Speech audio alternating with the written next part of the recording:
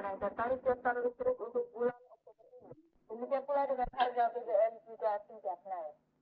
Hujan deras yang mengguyur selama 2 hari mengakibatkan tanah di beberapa lokasi di Kabupaten Magelang, Jawa Tengah amblas. Pencabutan subsidi bisa menaikkan harga pupuk hingga 40%, karena kebijakan pencabutan subsidi disertai dengan kebijakan lain yang bisa memberi perlindungan produk dalam negeri. Pemerintah Jepang memiliki kanal seks di Zhuhai, China yang melibatkan sekitar 400 turis Jepang. Assalamualaikum dan selamat pagi pemirsa di seluruh tanah air dan dimanapun Anda dapat menangkap siaran RCTI. Rangkaian laporan tersebut dapat Anda ikuti dalam nuansa pagi hari ini edisi 1 Oktober 2003 bersama saya Aiman Caksono. Dan saya Tesi Agus. Ini kita ikuti laporan yang pertama.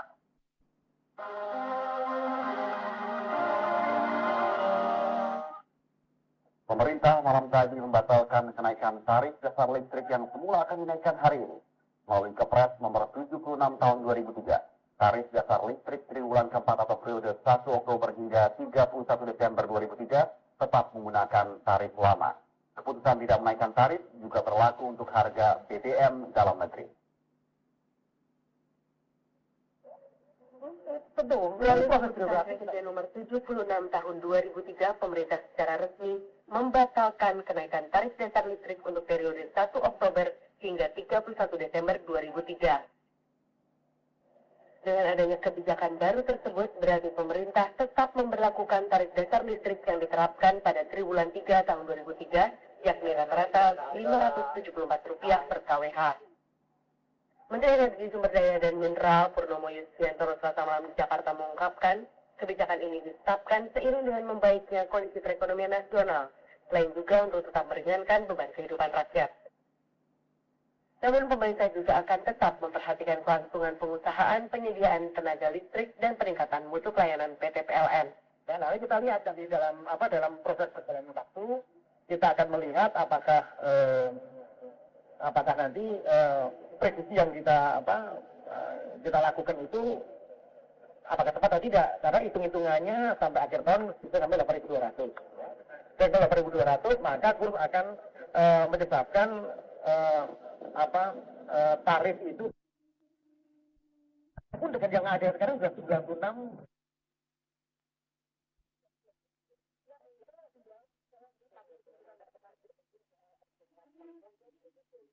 Program secara konsisten, maka tarif dasar listrik yang ditetapkan pada triwulan 3 telah memungkinkan PLN untuk beroperasi secara wajar dan tetap mampu meningkatkan pelayanan serta tenaga listrik. Selain itu, PLN juga akan mampu memenuhi target mulai terakhir harus melakukan beberapa langkah adaptatif serta efisiensi. Keputusan tidak menaikkan tarif juga berlaku untuk harga BBM dalam negeri. Dan SK bersama Menteri Energi dan Mineral dan Menteri Keuangan, Direktur Utama Pertamina menetapkan harga eceran bahan bakar minyak sektor transportasi tidak mengalami perubahan. Dengan demikian, harga BBM dalam negeri Oktober tetap sama dengan harga sebelumnya. Mujana Nika dan Ruby Majid melaporkan. TNI Angkatan Darat acara doa bersama yang peristiwa 28 tahun tragedi nasional 1 Oktober di Monumen Pancasila Sabtu malam. Acara ini menghadirkan Dai Kondang Abdullah Sindaksiar.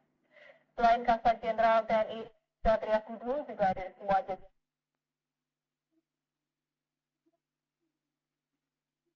besar TNI Angkatan Darat dan masyarakat ini dilangsungkan sesuai dengan tata ibadah bagi umat Islam, Katolik, dan Protestan.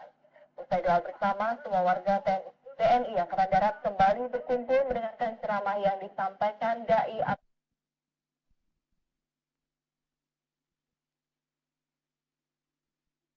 Darbuku tadi malam. Wakil Bupati Bogor, Albert Pribadi yang salah satu tersangka kasus korupsi dana APBD Kabupaten Bogor, 1,2 miliar rupiah, kembali diperiksa aparat Polda Jawa Barat. Pemeriksaan tersangka Albert berlangsung tertutup. Selesai diperiksa, Albert tidak bersedia memberikan keterangan pada wartawan. Selain Albert, 19 anggota DPRD Kabupaten Bogor yang diduga terlibat kasus ini juga akan diperiksa.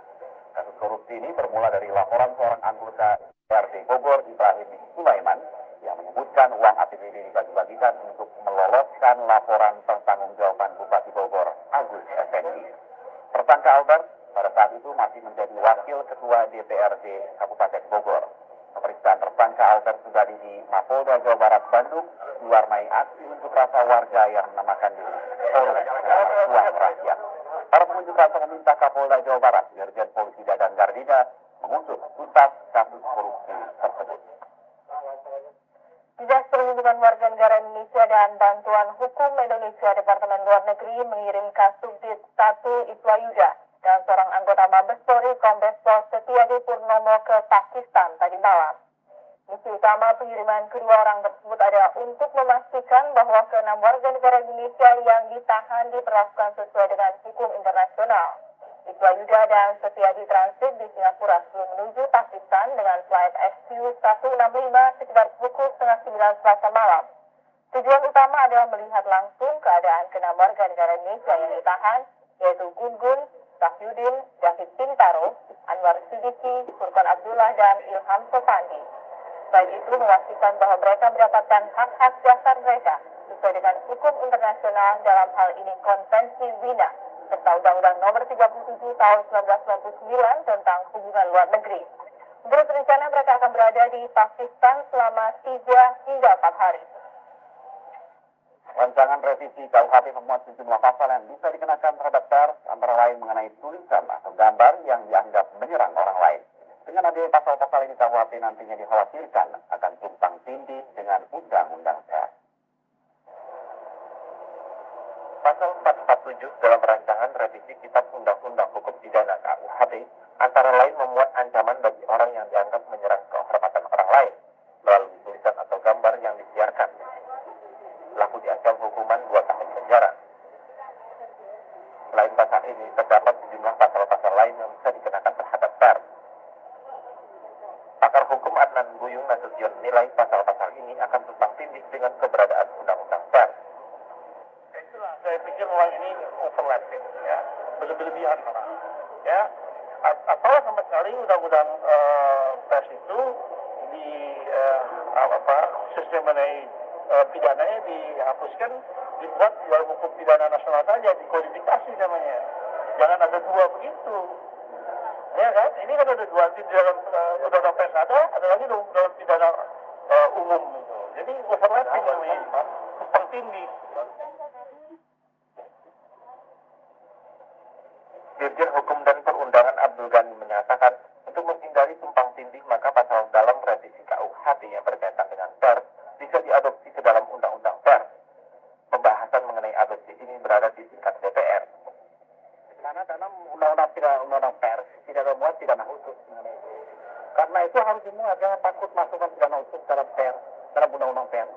Justru untuk melimitasi perluasan berlakunya undang KUHP yang berlaku itu. Gitu. Perlu ada undang-undang khusus. Karena itu rumusan itu ditarik menjadi pidana pers, menjadi pidana khusus. Begitu. Jika delik pidana hukum diadopsi dalam undang-undang pers, maka tidak akan ada lagi perdebatan mengenai undang-undang yang harus digunakan jika terjadi permasalahan berkaitan dengan pers. Erwin Najir dan Wayan Astapala melaporkan.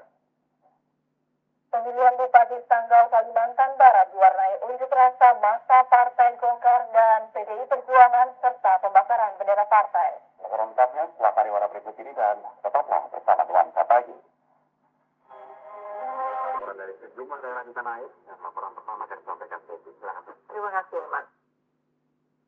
Pemilihan Bupati Sanggau Kalimantan Barat diwarnai unjuk rasa oleh massa Partai Golkar dan PDI Perjuangan. Massa Partai Golkar bahkan membakar sendiri bendera partainya. Para pengunjuk rasa dari Partai Golkar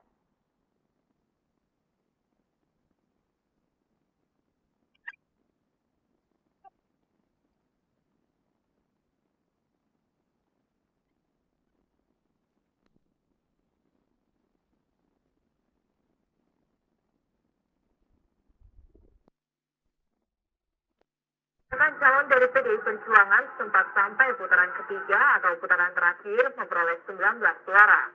Justru calon dari calon Partai Bhinneka Kasih Bangsa, pasangan Jansen Akun Effendi dan Setiman Hasudin yang hanya memiliki 6 kursi di DPRD berhasil meraih 26 suara.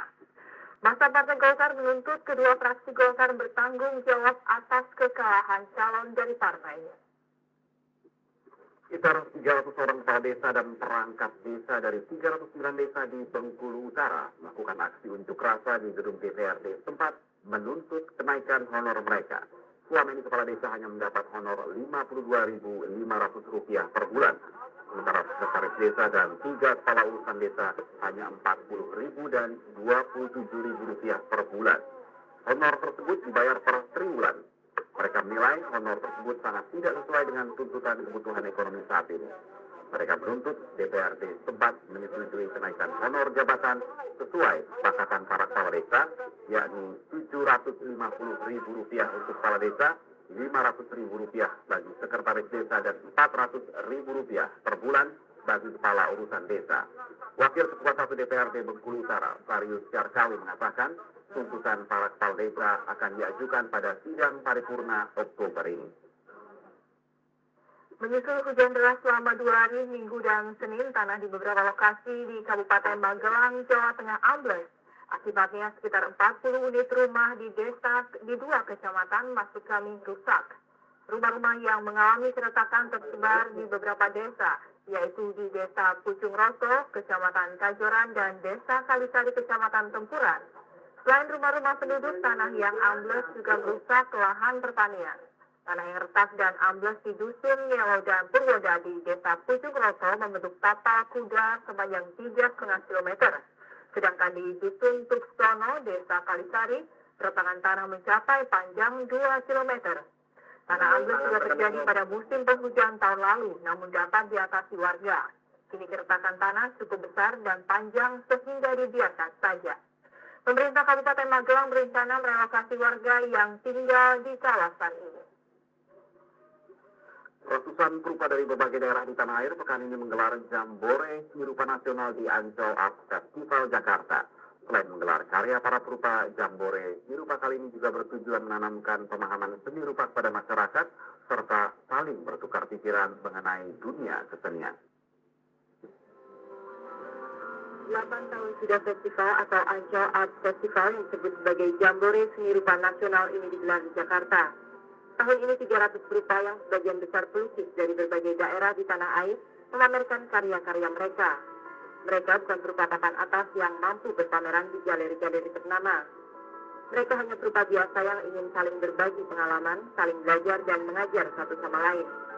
Seperti dituturkan Direktur Rekreasi Taman Impian Jaya Ancol, Sudiro Purnomo, ajang ini diharapkan menjadi ajang interaksi, dialog, keceriaan, dan semangat untuk mengajak publik menjadikan seni bagian kehidupan sehari-hari. Tidak mengherankan jika tahun-tahun mendatang festival direncanakan akan dihadiri perupa mancanegara. Itu tidak hanya nasional, tapi juga internasional. Sehingga para seniman bisa belajar juga. Seniman itu tidak belajar juga dari sesama seniman dalam negeri, bahkan nanti kalau perlu dari luar negeri. Nah, ini yang kita harapkan tahun depan itu kita undang juga seniman dari luar negeri, sehingga di situ bisa saling tukar menukar pengetahuan. Bagi Kang Maman yang 8 kali mengikuti festival ini, Festival Seni Ancol telah menjadi ajang saling tukar pikiran dan tempat reuni para seniman yang pernah berkiprah dan besar di pasar seni Ancol. Ya itu buat orang yang mungkin udah tua-tua, mungkin kayak saya ini, mungkin itu suatu reuni ya. Terus buat yang teman-teman yang muda itu mungkin buat nimba pengalaman dari yang tua, dia dapat pengalaman di sini, dan dia juga bisa jual lukisan ini. Selain menghadirkan karya pelukis, festival juga mengagendakan berbagai kegiatan seni seperti pertunjukan tari, musik, parade pengamen maupun penampilan kesenian tradisional. Jatuh Imam melaporkan. Pemirsa, gajah ternyata bisa menjadi salah satu sarana pelepas stres. Setelah dilatih, binatang bertubuh besar ini dapat menghibur dengan menunjukkan berbagai tingkah laku yang mirip dengan manusia.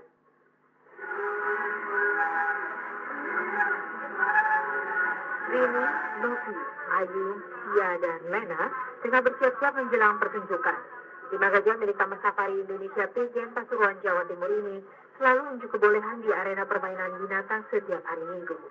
Ketangkasan 5 gajah ini cukup luar biasa dan jarang dimiliki gajah yang ada di Indonesia. Mereka bisa bermain, berhitung, bahkan menggendong pengunjung yang belum dikenal sang gajah. Setiap pertunjukan 5 gajah itu selalu didampingi oleh 5 pawang wanita yang bertugas memandu para gajah. Untuk merawat dan melatih gajah, pawang dan pelatih setiap hari harus menyediakan makanan berupa 1 ton rumput, 1 ton pisang, dan 1 ton wortel selama 1 hingga 1,5 tahun. Ya, kita kan cuma gajah kan banyak, dia kan kayak anak kecil. Nah, kita beri yaitu apa namanya makanan, itu kan nurut. Anak kecil kalau kita beri makanan kan nurut. Jadi gajah juga gitu. 5 gajah dilatih dan dipersiapkan untuk pertunjukan di panggung terbuka. 15 gajah berada di dalam lingkungan wisata Taman Safari dan 1 gajah dalam perawatan khusus karena tengah mengandung 9 bulan. Koresponden Jawa Timur Solihin Bahari dan Wahyu K melaporkan. Dan pemirsa, berikut topik utama media cetak nasional yang terbit hari Rabu 1 Oktober 2003. Ya, kita mulai dengan Media Indonesia. Media Indonesia mengangkat surat ancaman terhadap Komisi Pemilihan Umum atau KPU kemarin mendapat sebuah surat ancaman disertai dengan 11 butir peluru yang diperkirakan masih aktif. Koran Tempo menyoroti masalah TDL. Pemerintah akhirnya membatalkan rencana kenaikan tarif dasar listrik tahap keempat periode Oktober hingga Desember. Pembatalan ini dikarenakan kondisi perekonomian makin membaik. Sementara Harian Ekonomi Investor Indonesia melaporkan, maraknya pasar saham Indonesia belakangan ini diindikasi akibat derasnya aliran dana segar dari sejumlah fund manager asing yang berbasis di Singapura. Koran Bisnis Indonesia menulis, pemeringkat internasional Moody's Investor Services menaikkan rating Indonesia selaras dengan meningkatnya posisi keuangan eksternal negara ini serta membaiknya rasio utang pemerintah. Majalah mingguan berbasis hukum dan bisnis menulis, kasus pembobol dana 1,7 triliun di Bank BNI semakin jelas. Dari hasil pemeriksaan Satuan Pengawas Intern BNI, dana melalui kredit ekspor sebanyak 1,6 triliun ini digaruk oleh grup Gramindo milik Andrian Herling, Wawun Group, dan Maria Pauline Lomowa. Harian Duta Masyarakat menulis, ribuan mantan karyawan PT Dirgantara Indonesia menyerbu Jakarta Selasa kemarin. Mereka mendatangi gedung PBB untuk menemui pejabat ILO guna meminta bantuan memperjuangkan nasibnya. Yang bisa selain rekan Ria Yusita akan menyampaikan sejumlah laporan dari dunia ekonomi dan bisnis. Dan untuk itu tetaplah bersama Bangsa Pagi.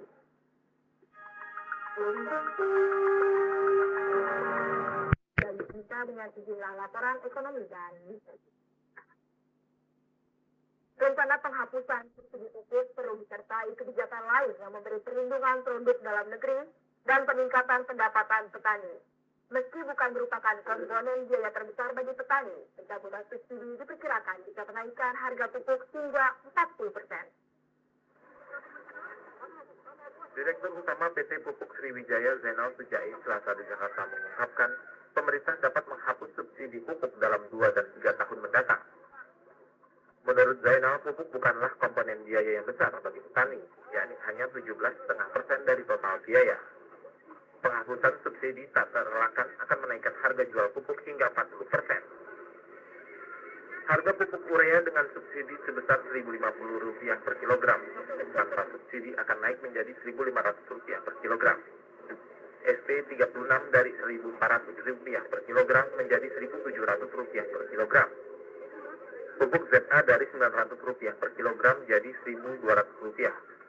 Dan pupuk NPK dari Rp1.600 per kilogram menjadi Rp2.500 per kilogram tanpa subsidi. Zainal mengingatkan penghapusan subsidi pupuk harus disertai pemberian proteksi harga gabah petani dan menaikkan biaya masuk impor produk pertanian. Misalnya harga padi ya usahakan 1.750 itu betul-betul terjadi. Jangan pada waktu panen raya drop sampai 1.100 dan sebagainya. Dan ini kan mempengaruhi jumlah yang sangat besar. Karena buat petani itu kan 1 hektar paling sedikit 6 ton, 7 ton. Kalau bedanya Rp200, itu kan sudah 1,5 juta. Ya. Bila sejumlah kebijakan tersebut dapat ditempuh pemerintah dengan konsisten, bukan saja subsidi pupuk dapat diakhiri, tetapi juga pendapatan petani akan meningkat. Dalam APBN 2003, pemerintah mengalokasikan subsidi pupuk Rp1,3 triliun. Namun realisasinya diperkirakan hanya berkisar 800 miliar hingga 1 triliun rupiah. Lebih rendahnya realisasi subsidi karena subsidi distribusi pupuk hanya diberikan dalam bentuk harga gas, yakni $1 Amerika per 1 metrik ton untuk pupuk urea bagi sektor tanaman pangan dan perkebunan rakyat. Gas merupakan komponen biaya produksi pupuk terbesar, yakni mencapai 60% dari total biaya. Jika subsidi pupuk dicabut, harga jual pupuk bisa naik hingga 40%. Ria Yusnita dan Budi Hartadi melaporkan. Indonesia dan negara-negara berkembang lainnya akan terus mengupayakan pengurangan ataupun penghapusan subsidi di sektor pertanian. Dalam pertemuan Organisasi Perdagangan Dunia baru-baru ini di Meksiko, pembahasan masalah ini menemui jalan buntu. Indonesia bersama negara-negara berkembang yang tergabung dalam kelompok 33 akan terus menuntut pengurangan dan penghapusan subsidi yang diberikan negara maju kepada petani mereka. Duta Besar Indonesia untuk WTO, Gus Mardi Bustami, menyesalkan penolakan negara-negara maju mengurangi subsidi domestik dan ekspor untuk pertanian. Negara, oleh karena itu kita menuntut kepada negara-negara maju untuk mengurangi dan dalam jangka waktu tertentu harus menghapuskan Hal ini merupakan salah satu penyebab gagalnya kesepakatan dalam konferensi tingkat menteri kelima WTO di Cancun, Meksiko. Gus Mardi mengatakan masalah ini akan dibicarakan lagi pada pertemuan informal tingkat pejabat senior di Jenewa Desember mendatang. Negara-negara maju seperti Amerika Serikat, Uni Eropa, dan Jepang menurut Gus Mardi justru menambah subsidi yang diberikan kepada petani. Akibatnya, biaya produksi pertanian di negara maju jauh lebih rendah dibanding negara berkembang. Hal ini menyebabkan produk pertanian negara berkembang tidak bisa bersaing akibat selisih harga yang besar.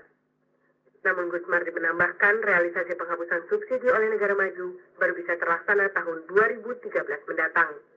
Kondisi ini disebabkan karena anggaran subsidi pertanian di negara-negara maju biasanya telah dibuat untuk jangka waktu 10 tahun. Ria Yusnita dan Budi Esjad melaporkan. Ketua DPD Real Estate Indonesia, REI DKI Jakarta, Alwi Bagir Mulahela berharap bunga KPR bisa turun menjadi 11-12%. Dan kredit konstruksi turun menjadi 14%, menyusul turunnya SBI hingga mencapai posisi 8%. Ditemui Selasa di Jakarta, Alwi Bagir menilai besaran itu ideal bagi perkembangan properti, terutama untuk membantu para pengembang merealisasikan proyek-proyeknya. Saat ini menurut Alwi Bagir, perbankan masih saja sulit mengucurkan kredit untuk sektor properti. Perbankan dinilai masih trauma dengan keadaan resesi beberapa tahun lalu, akibat terlalu banyak memberikan kredit overkredit. Rencana pembebasan kuota ekspor tekstil dan produk tekstil di tahun 2005, masuk kami tahun 2005 mendatang, dikhawatirkan membuat harga tekstil dunia anjlok hingga 20%. Kondisi ini tentu akan memukul industri tekstil Indonesia yang kini sudah terpuruk.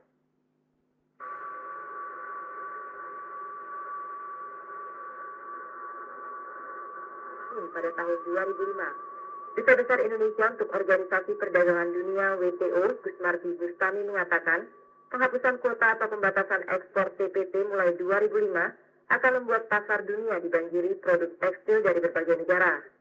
Saat ini baru 30% kuota untuk tekstil dan produk tekstil yang dihilangkan. Nah, ini kan ada tinggal 70% dalam waktu 1,5 tahun. Nah, kita dibayangkan kalau dia pada akhir tahun nanti dia bebaskan 70%, itu kan terjadi backloading. Backloading itu akan terjadi pasar itu akan dibanjiri dengan apa tekstil-tekstil yang selama ini tertahan dengan kuota dan kemudian tidak ada kuota lagi. Apa yang Akibatnya harga tekstil dan produk tekstil dipastikan jatuh minimal 20%. Kondisi ini akan semakin memukul industri tekstil di Indonesia. Makanya kita nggak pernah bisa bersaingan toh dengan tekstil-tekstil daripada impor dari Cina. Itu sebagai besar Mangga 2 itu kan 60% sudah dari tekstil impor sekarang ini yang kita jualan. Industri dalam negeri kita sudah nggak bisa bersaingan. Biarpun sebagian besar juga karena penyeludupan. Karena nggak bayar pajak, kita bayar pajak misalnya. Itu yang juga membuat kita tidak bisa menguasai daripada industri tekstil itu. Jadi ini saya pikir kita harus bekerja keras. Beban para pengusaha masih berat karena suku bunga kredit perbankan tidak kunjung turun, meski suku bunga SBI terus menurun. Untuk itu para pengusaha tekstil dan produk tekstil dituntut untuk lebih efisien agar dapat bersaing dengan produk-produk Cina dan Vietnam yang harganya jauh lebih murah. Nilai ekspor TPT Indonesia tahun 2002 berjumlah 7,6 miliar dolar Amerika. Tahun ini ekspor TPT ditargetkan mencapai 7,8 miliar dolar Amerika. Ria Yusnita dan Budi Ezet melaporkan. Demikian laporan ekonomi dan bisnis pagi ini. Sesaat lagi Aliman dan Pesti akan kembali dengan informasi dari mancanegara. Sampai jumpa dan tetaplah bersama Nuansa Pagi.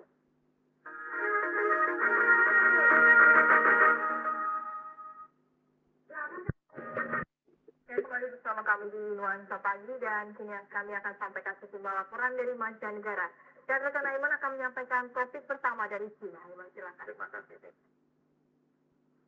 Polisi Cina telah menahan tersangka pelaku orgi atau skandal seks yang melibatkan sekitar 400 turis Jepang dan 500 wanita tunasusila Cina di Zhuhai 18 September lalu saat peringatan pendudukan Jepang di Timur Laut Cina tahun 1931. Pemerintah Jepang mengatakan masih berusaha menyelidiki detail kasus tersebut. Namun Sekretaris Wakil Ketua Kabinet Jepang, Masaki Yamasaki mengatakan tanpa kecuali warga negara Jepang yang melakukan kunjungan ke luar negeri harus mematuhi aturan setempat. Masyarakat Cina menyatakan kekesalan mereka karena turis Jepang telah menghina persahabatan yang telah dijalin sejak lama. Hotel di Zhuhai, tempat kejadian peristiwa, hingga kini masih ditutup dan wartawan Jepang tidak diperbolehkan mendekati lokasi. Wartawan Jepang dari televisi TBS mengatakan di jalan-jalan kota Zhuhai, ia melihat banyak wanita dengan rok pendek menanti di depan toko-toko. Sementara di kawasan yang sama dengan mudah ditemui penjual mainan seks dan alat kontrasepsi. Maskapai penerbangan Prancis Air France dan maskapai penerbangan Belanda KLM mengungkapkan rencana untuk membuat maskapai penerbangan terbesar di Eropa. Saham KLM naik hingga 20%, sementara saham Air France merosot 7% setelah kedua maskapai penerbangan itu mengungkapkan disetujuinya aliansi KLM dan Air France hari Senin setelah 2 tahun negosiasi. Direktur Utama Air France, Cyril Spinetta, menyatakan kerjasama besar dua maskapai penerbangan Eropa ini merupakan tantangan untuk mengharmonisasikan dua budaya perusahaan yang amat kuat, serta pengembangan masa depan kedua perusahaan. Pemilik saham KLM akan memperoleh 19% dari perusahaan aliansi itu, sementara pemegang saham Air France akan memperoleh 37% bagiannya. Kombinasi kerjasama Air France dan KLM yang sukses menjadi contoh bagi maskapai penerbangan lain yang menghadapi kelambanan laju ekonomi serta persaingan pasar yang ketat. Spinetta yang menjadi direktur perusahaan merger itu juga telah menandatangani perjanjian trilateral dengan maskapai penerbangan Alitalia. Kunjungan resmi Wakil Presiden Hamzah ke Sudan, Yaman, dan Saudi Arabia pertengahan September lalu menghasilkan sejumlah kesepakatan kerjasama di bidang ekonomi dan pencegahan terorisme. Dan pemirsa, berikut rangkuman lawatan Wakil Presiden sebagaimana dilaporkan reporter Muti Arianti dan juru kamera Gunawan. Dalam rangkaian lawatan resmi Wakil Presiden Hamzah ke kawasan Timur Tengah, Sudan merupakan negara pertama yang dikunjungi. Menteri Agama Said Agil Al-Munawar serta beberapa anggota DPR mendampingi kunjungan resmi ini. Di Sudan, delegasi Wapres melawat selama 2 hari. Lawatan ini antara lain guna memperkuat hubungan diplomatik Indonesia dengan Sudan yang telah terjalin sejak tahun 1960. Di Khartoum, ibu kota Sudan, selain pertemuan bilateral antara delegasi pemerintah Indonesia dan delegasi pemerintah Sudan, Wakil Presiden juga bertemu dengan timbalannya, Wakil Presiden Sudan, Ali Uthman Muhammad Taha. Wakil Presiden Hamzah mengatakan Sudan dan Indonesia sepakat mengutuk terorisme dan akan membasmi kejahatan terorisme dengan menitik beratkan pada upaya pencegahan. Juga kita sepakat bahwa kalau ada teroris di kalangan negara itu bukan cuma satu agama. Kebetulan Indonesia rakyatnya itu adalah 87% itu Islam, dan kalau ada 1 orang 2 orang berbuat itu bukan satu gerakan Islam. Dan sementara itu saat memberi kuliah umum di Universitas Khartoum, Wapres menekankan kejadian ledakan bom yang dilakukan oleh oknum-oknum yang kebetulan beragama Islam tidak bisa dikaitkan dengan agama Islam. Aksi terorisme merupakan tindakan perorangan yang tidak mengenal batas wilayah maupun agama. Indonesia dan Sudan sepakat meningkatkan kerjasama perekonomian Saat ini peluang perdagangan antara Indonesia Sudan baru mencapai 100 juta dolar Amerika. Kedua negara juga menandatangani nota kesepahaman di bidang pertambangan migas. MOU ini ditandatangani PT Medco dari Indonesia dan perusahaan pertambangan Sudan secara internasional. Berdasarkan MOU, perusahaan pertambangan Indonesia bisa mulai terlibat survei dan eksplorasi cadangan migas di Sudan mulai tahun 2004 mendatang. Kegiatan yang menunjang eksplorasi produksi. Contoh misalnya adalah konstruksi pada bidang sipil, lalu konstruksi di pipeline, konstruksi di pembuatan instalasi produksi misalnya. Itu yang kita targetkan. Dan itu yang bisa di-offer oleh Indonesia sebagai saudara tua daripada Sudan.